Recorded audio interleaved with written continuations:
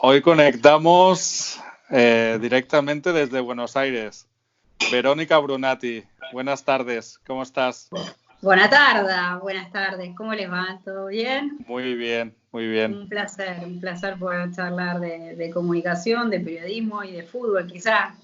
Genial, nos hemos juntado con Verónica Brunati, periodista argentina de TNT Sports, colaboradora del periódico Sport. Después has trabajado, como decías, en Marca, en AS. Trabajamos juntos en el Barça durante un periodo y la verdad es que me hace mucha ilusión tenerte porque me encanta tu trabajo y haces una labor exquisita. Bueno, Muchas gracias. lo primero de todo, ¿cómo os encontráis en casa? ¿Cómo estáis? Mira, estamos bien con las dificultades normales de lo que empieza a suceder con el paso del tiempo, ¿no? Que los chicos entran en crisis mucho más rápido. O sea, antes las primeras semanas más o menos lo podías contener porque había una previsibilidad de que esto por ahí terminaba en un periodo de tiempo y al extenderse la cuarentena es que hay tanta incertidumbre que ellos también lo sienten. Entonces, uno es un poco director de orquesta, porque estás trabajando, te ocupas de los chicos, de la casa, tratás de que estén ocupados, que tengan sus rutinas, que es lo más difícil, porque hasta te cuesta pensar en qué día vivís. Pero bueno, la vamos llevando y tengo que decir que nosotros la llevamos en mejores condiciones que muchísima gente en Sudamérica, porque nosotros vivimos en un apartamento que tiene todos los servicios, que en Sudamérica es mucho decir. Pero bueno, vamos. Ajá. Salvando el mundo desde casa. En Argentina tenéis conciencia de lo que está pasando en Europa y de la gravedad del caso. Yo creo que sí, lo que pasa es que hasta ahora nosotros no llegamos al pico de la pandemia. El pico de la pandemia a nosotros nos va a llegar, la pandemia se está acelerando a nivel de contagios recién esta semana, entonces ya superamos los 1000 contagiados y ya creo que estamos cerca arriba de las 50 muertes. Nosotros ahora vamos a ver lo que sucede en Europa, lo que sucede en Europa y lo que estamos viendo en Estados Unidos. Lo que pasa es que el argentino tiene esta cosa de a nosotros no nos va a pasar o no nos va a tocar igual, entonces al principio como que no se lo tomaron tan en serio y de hecho hay gente que no se lo toma tan en serio el tema de la cuarentena. Para decirte, cuando se dictaminó la cuarentena, 200.000 personas salieron a la calle y fueron interceptadas por la policía. Esto te habla de que... Y hay una cosa así de que esto no me va a pasar a mí, pero yo creo que a medida que va pasando el tiempo, me parece que sí, que la gente va tomando conciencia, pero todavía no vivimos ni por asomo el horror de todo lo que vimos que estuvo sucediendo en Europa y lo que están viviendo en Barcelona ahora mismo.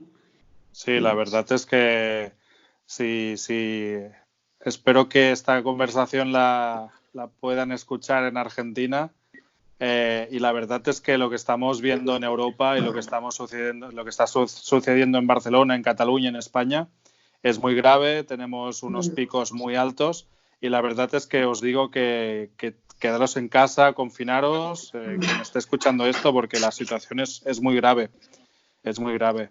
Y en todo caso, desde el punto de vista del mundo del deporte, estamos en una situación que se podría comparar a un paro generalizado por una cuestión casi como si fuera una guerra mundial, exacto, ¿no? Exacto, sí, el contexto es como si fuera una guerra, no recuerdo y hoy estuve revisando un poco qué había sucedido en Sudamérica, porque ni siquiera con las dictaduras se detuvo el deporte y el fútbol, al contrario, Argentina organizó un mundial de fútbol en plena dictadura, con la gravedad de cosas que sucedían en la dictadura. Es cierto que en ese momento no se sabía que la dictadura secuestraba y torturaba, pero bueno, era un estado de excepción, o la guerra de Malvinas, por ejemplo. Nosotros que hemos vivido la guerra de Malvinas, el fútbol no se detuvo en la guerra de Malvinas.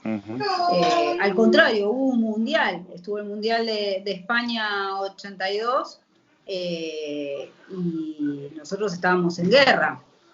Esta situación de excepcionalidad sí pone, lo que tiene de particular es que que como las guerras uno nunca sabe cuándo van a terminar ni cuáles van a ser las consecuencias totales. Nosotros vemos las cifras que van aumentando, que va publicando la Organización Mundial de la Salud y cómo la pandemia se va extendiendo en el resto del mundo. Pero lo particular de este tiempo es justamente esto, que todos nos preguntamos si va a cambiar el orden mundial, qué es lo que va a pasar con nuestro trabajo, qué es lo que va a pasar con nuestra vida. Ya ni siquiera qué es lo que va, el deporte es secundario, digamos, acá lo que uno se pregunta es qué va a pasar con la vida en este planeta. Y bueno, no tenemos todavía las respuestas, más allá de que empiezan a vislumbrarse, por ejemplo, lo que sucedió en China, que China empieza a retomar su vida de manera normal, o en Wuhan, la ciudad donde primero apareció el coronavirus. Y eso te da una luz de esperanza, pero claro, ellos son países avanzados y por otro lado el cerrojo de información que hay en China, no sé cuánto sabemos de la realidad de cómo salieron de todo esto. Sí, sí, totalmente. Y el impacto el impacto del mundo del fútbol en esta crisis, ¿cómo la ves? El impacto va a ser muy duro. O sea, imagínate que en este momento, tanto a nivel FIFA como a nivel de las agrupaciones de federaciones, en este caso Conmebol, todavía no tienen una certeza del impacto económico. Tienen variables establecidas en cuanto a los presupuestos que tenían los clubes y las federaciones previstos para este año, pero el impacto va a ser muy grande porque el impacto va a tener impacto en la vida. Hago lo esencial. Yo creo que, por ejemplo, no sé, en los clubes aquí en Argentina el 20% de ingresos provienen de ingresos directos de ticket de cancha. Cuando se empiece a retomar el fútbol, se supone que lo más probable es que el fútbol vuelva sin público. Ese 20% los clubes no lo van a tener, pero van a tener que seguir pagando los salarios de los jugadores y van a tener que seguir pagando un montón de cosas que hacen que un club de fútbol pueda seguir subsistiendo. Entonces, de lo que están hablando ahora las federaciones y la FIFA, Conmebol, la UEFA, es cómo tratar de aminorar el impacto que va a producir en el fútbol esta crisis económica, porque lo que viene después de esto es justamente eso. Si solamente en Estados Unidos se habla de que han perdido ya 6 millones de personas su empleo, en un país que es el rey del estado de bienestar y el del capitalismo, el resto de los países, el impacto no va a ser menor. Sí, sí, por supuesto. Y estás bastante en contacto con jugadores de fútbol argentinos de todo el mundo. ¿Cuál es la sensación que tienen estos jugadores? No, el jugador de fútbol, digamos, está horrorizado por lo que pasa, pero yo te diría que lo separaría en dos. Tenés algunos que ves que tienen una vida muy disipada en su confinamiento, porque la verdad es que viven en unas condiciones que no son las condiciones normales de la mayoría de la gente, y eso los hace estar un poco en una burbuja, y después tenés otros que sí que están muy pendientes de lo que pasa y que realmente están asustados porque algunos están incluso lejos de sus familias. A muchos de los jugadores argentinos viven Argentina es un gran exportador de talento, entonces muchos viven fuera del país y hay muchos que están haciendo el confinamiento solos en Europa, en Estados Unidos, en México mismo. Entonces, bueno, esa es otra situación porque estás lejos de tu familia, estás lejos de tus padres son población de riesgo. Ayer pasó una cosa con Montillo, un jugador argentino que en Chile, ¿no? Que está en la U de Chile, que murió su papá y su abuelo de coronavirus. Entonces, lo que sucedió con Guardiola, me parece que el fútbol no está ajeno. Es cierto que hay futbolistas que lo están viviendo como si estuvieran ajenos a toda esta situación, y me parece que el fútbol también en general se vive un poco como que estuvieran al margen, porque total en algún momento la pelota va a volver a rodar. Yo no sé cuán conscientes son del impacto social que va a tener esto. Me parece que cuando todo esto termine va a tener que haber un replanteamiento general de cómo cómo va a producirse la economía, cómo se va a mover la economía de los clubes, porque de por sí ya la afición que va a la cancha no va a tener los mismos ingresos como para ir los fines de semana como los tenía antes, y por otro lado el fútbol estaba dando muestras de un nivel de exceso que era pornográfico de alguna manera. Estaba produciendo un nivel de inflación, de sueldos, de contratos, sobre todo contratos de televisión. Es cierto que el fútbol genera mucho, pero ya eran cifras exorbitantes. Entonces, a ver si esto, así como el ser humano va a tener que modificar sus hábitos, seguramente también cambiará nuestra forma de trabajo, porque una de las cosas que mostró también la pandemia fue que cuando las sociedades bajan su nivel de actividad, empieza a suceder que el mundo tiembla menos, el agua es más clara, los animales silvestres empiezan a aparecer en las ciudades. Todo esto de que nos habla de que estábamos maltratando y mucho al planeta Tierra y al mundo por un excesivo consumo. Bueno, yo creo que en el fútbol y en el deporte también va a tener que empezar a repensarse cómo se reconfigura la industria del deporte en todos sus ámbitos. Sí, quizás que no sea una industria solamente de macroconsumo y de cifras, sino que tenga que ejecute una sostenibilidad en todos los sentidos, ¿no? En los sentidos de los espectadores, de los clubes, de los futbolistas, este exceso de mostrar riqueza y de mostrar el valor, ¿no? Sí, quizás estemos en este momento. Claro, totalmente. Yo creo que el fútbol no es ajeno a los cambios sociales que tiene que producir la humanidad para poder seguir viviendo en armonía con el planeta.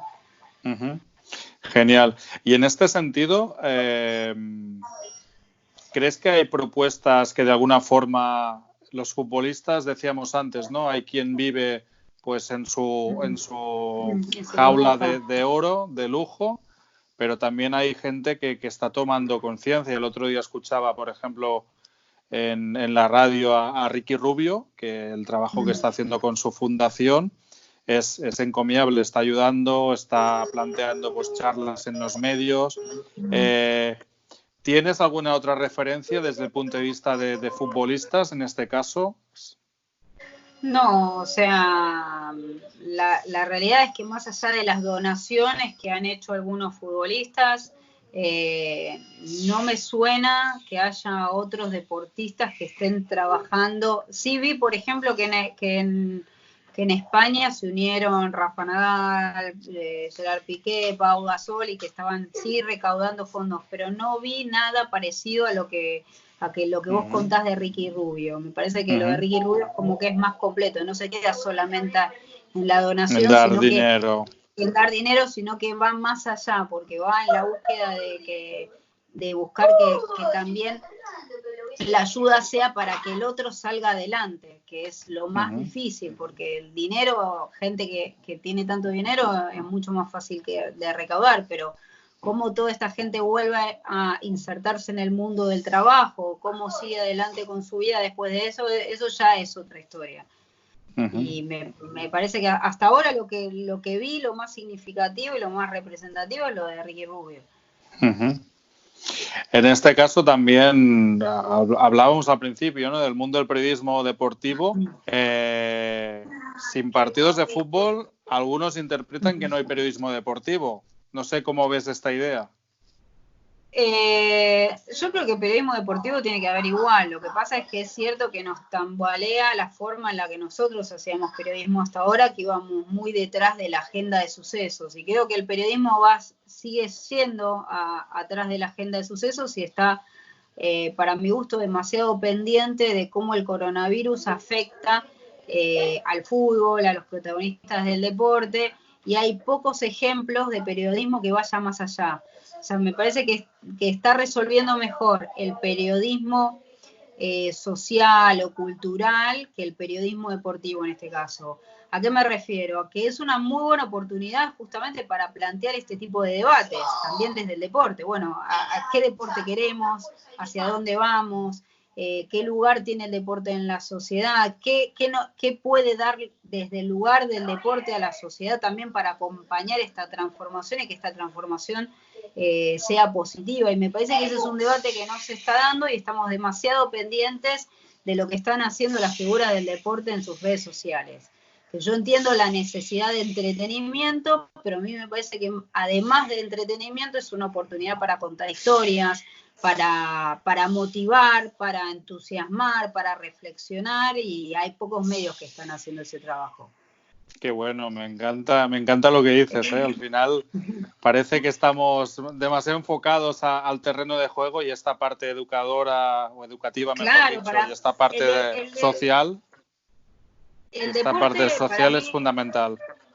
Totalmente, el deporte tiene lo que ninguna otra actividad que realizamos los seres humanos tiene. O sea, son más famosos los deportistas que cualquier pintor, cualquier director de orquesta, cualquier artista, cualquier ministro, cualquier presidente. Entonces el deporte es una herramienta para comunicar valores positivos, para pensar, para repensarnos, para hablar de lo que nos pasa a los seres humanos, que te da además una masividad que no te la dan otras cosas en otras actividades humanas. Y me parece que el que entienda que en este momento el deporte puede ser ese canal, estaría buenísimo que los medios empezaran a aprovecharlo también desde ese lugar. Lo que pasa es que también los medios de comunicación, como el fútbol, y los medios de comunicación, específicamente los deportivos, se han volcado demasiado a subirse al tren de la búsqueda de suscriptores, de la búsqueda de patrocinios, a la búsqueda del dinero y del dinero a través de los clics.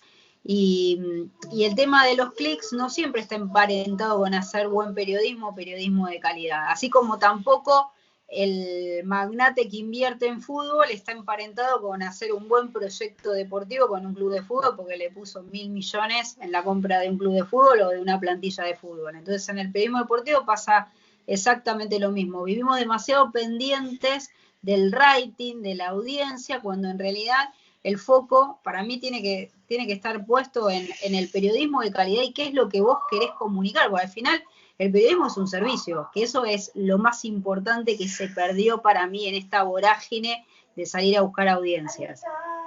Me encanta, te aplaudo. Bueno, ojalá que lo logremos vivir de esto, que es lo más difícil también. Lo tenemos que lograr. Hay que lograrlo, hay que intentarlo. No, yo soy convencida de que, digamos que es cierto que necesito vivir del periodismo y demás, pero que cada vez, que en realidad uno, como dice Serrat, ¿no? El no pasar nunca de largo y servir para algo. El periodismo tiene que servir para algo, el periodismo tiene que acompañar esta transformación social, el periodismo se tiene que humanizar, el periodismo en el deporte se tiene que humanizar. O sea, el periodismo también ha entrado en el deporte, ha entrado en esta de que solo sirve ganar. No, ganar es la excepción. Entonces no podemos hacer todo el tiempo portadas de que siempre gana y que gana a cualquier precio y a cualquier cosa. No, esto hay otras variantes. El deporte tiene mucha similitud con la vida. O sea, tiene todos los altibajos y todas las particularidades de la dificultad de vivir. Bueno, empecemos a reflejar también eso. Y los deportistas para mí son grandes ejemplos de lo bueno y de lo malo. Totalmente. Nos sirve para pensarnos. Al final yo me acuerdo, ¿sabes? Uno de los primeros recuerdos que tengo como niño viendo deporte, una final de básquet que jugaba el Barça con un equipo italiano y la Banca di Roma, y perdimos la final de la Copa de Europa. Y me acuerdo que me di conciencia de ostras, qué fuerte esto de perder, la decepción.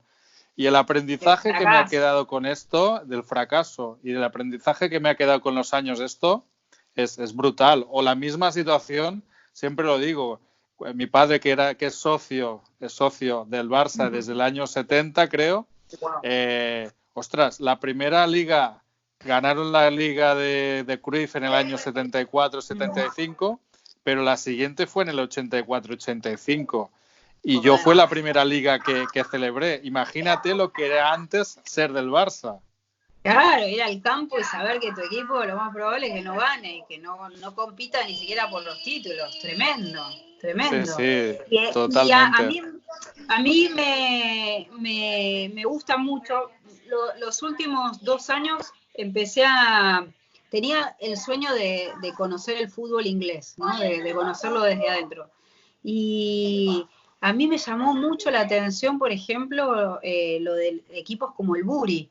Equipos que hacen lo imposible por sobrevivir y que se sostienen desde la masa del abonado que va a la cancha y que pasa a ser el equipo de tu barrio al que vas siempre y vos sabés que no va a ganar o no va a tener demasiado éxito y que siempre va a estar en una categoría, pero que es tu lugar de pertenencia. Bueno, ese lugar de pertenencia, yo pertenezco a un equipo, yo soy hincha de Ferrocarril Oeste. Claro, yo me crié de esa manera. Ferrocarril Oeste en un momento en la Argentina era un equipo de formación de deportistas, digamos, era bueno en básquet, bueno en el balonmano, era bueno en el fútbol, era competitivo en el fútbol, no por supuesto al nivel de River y de Boca, pero había una escuela de deporte, digamos, cualquiera de los que íbamos a practicar deporte había una idea de que el deporte tenía que practicar deporte para transmitir valores como la solidaridad, el trabajo en equipo, el ayudar al otro, la sana competencia. Entonces, claro, digamos, cuando vos te vas nutriendo de esos valores, al fin y al cabo, esos valores que vos aprendiste en el deporte, los transmitís a otros ámbitos. Por eso también yo siempre defendí que el deporte tenía que ser uno de los pilares también de la educación en los pueblos. O sea, tiene que ser una herramienta también de los ministerios de educación, deberían trabajar en conjunto porque es desde ahí también donde, además de la cuestión y de la salud, ¿no? O sea, uno puede transmitir un montón de valores y de aprendizajes que después a uno le sirven en la vida, como lo contaste vos. O sea, eso que vos aprendiste, que es tu primer fracaso, tu primera decepción, como, no sé, como la frustración de cuando la primera chica que querés encarar o el primer chico que querés encarar te dice, no, ya no somos más novios. Bueno, todas esas cosas te van marcando en la vida, claro. Como cuando tu equipo desciende, que a mí me pasó. Bueno, fue como cuando el chico de clase que te gustaba te dice, no me gustás vos, me gusta tu amiga, chao. Bueno, es como perder la Champions ahí, ¿no? Total, algo así. Vero, vamos acabando, pero no me resisto a preguntarte por el Barça. Sin extendernos mucho, porque podríamos estar... Digámosle la verdad a los que van a ver esta charla, que nosotros no arrancamos hablando por el coronavirus, arrancamos hablando por el Barça. Sí, es verdad. Hemos estado hablando un buen rato antes de la entrevista y madre mía. Mira, yo estoy realmente sorprendida con el devenir de todo lo que está sucediendo en el Barça. Me parece que el Barça está en un momento de histeria en el que no logra hacer pie y que está autogenerando las crisis, que es algo muy peligroso, porque cuando vos ya no es el problema que tenés adentro, sino el problema que estás generando todavía en el afuera. Y es una bola de nieve que no sabes cuándo va a parar, porque uno creía que después del escándalo del tema de los trolls, de las redes sociales, todo este tema, bueno, iba a parar. Aparece ahora otro tema, despidos, la negociación con los jugadores, que para mí estuvo mal comunicada. Me dio la sensación de que no se debía haber comunicado y que en todo caso lo único que había que hacer era ponerse de acuerdo y ahí comunicar las dos partes juntas. Me parece que eso hubiese sido, pero el no poder hacerlo te habla de un nivel de enfrentamiento dentro del club en el cual el club entró en una dinámica que ya no sabes dónde va a terminar, en un año que no es cualquier año, es un año en el que el club va a tener que hacer mucho esfuerzo para ponerse de pie, para poder terminar bien la temporada y para poder planificar lo que viene con cambios muy, muy drásticos en lo económico. Pero sobre todo eso, me parece que el Barça tiene el enemigo adentro de casa. Me gusta este concepto que dices de autogeneración de crisis. Es un concepto muy interesante. Y para acabar ya, ¿crees que esta situación puede hacer peligrar la joya de la corona? Es decir, a Leo Messi en esta situación que se harte. Yo creo que sí, que este tipo de situaciones pueden hacer que un jugador como Messi, de hecho yo creo que Messi debe estar harto de esta situación. Digamos, lleva ya un año, te diría 6 meses muy heavy. Lo que pasa es que el tema de Messi es quién paga la ficha de Messi, quién paga el salario de Messi más que la ficha. Y ahí y ahí es donde a Messi se le acota el mercado. Porque él puede decir, bueno, venga, me voy. Pero ¿qué equipo puede pagar lo que hoy le paga el Barça? Messi no tiene mercado, esa es la realidad. O para tener mercado va a tener que él resignar ganancia. Y hay que ver si Leo está dispuesto a resignar ganancia y resignar, por otro lado, todo lo que significa, toda una historia, porque no es que, bueno, venga, me voy. Para Messi, su historia personal está anclada en Barcelona. No solamente la futbolística, él formó una familia en Barcelona. Él llegó con 13 años a Barcelona, entonces no es solamente, bueno, cierro la puerta acá y me voy. Es una decisión de vida. Es una decisión de que cerrás la puerta y no sabés si vas a volver, porque muchos jugadores han tenido el deseo de volver al Barça, pero la realidad es que muchos no han podido volver. Con lo cual quiero ver a ver qué determinaciones toman, con además lo que puede significar para su imagen. Es cierto que en este contexto lo beneficia mucho más cerrar el portón, todo el mundo le va a echar la culpa a la dirigencia.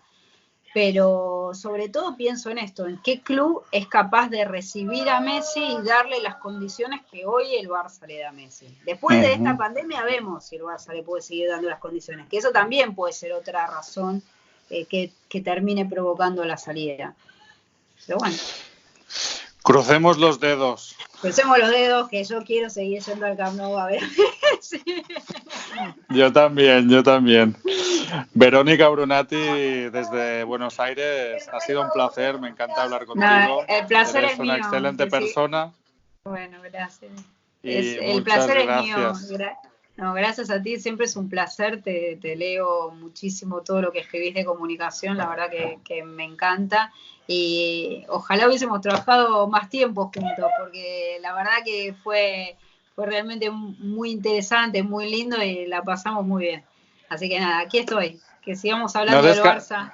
Claro, no descartamos nada, exacto, no descartamos nada del futuro. Dejamos abierta la puerta a ver qué nos... Porque en este mundo en reinvención capaz que nos encuentran trabajando de nuevo juntos. Exactamente, menos ser futbolista estoy abierto a ser... No, ahí no te puedo ayudar, lamentablemente no tengo las condiciones. Mis 40 años ya me ponen en retirada. No, a mí también, yo ya me retiré a hacer nada. Ni entré, ni llegué a debutar. Muy bien. Muchas gracias, Vero. Un besote. Cuídate. Chao. Chao.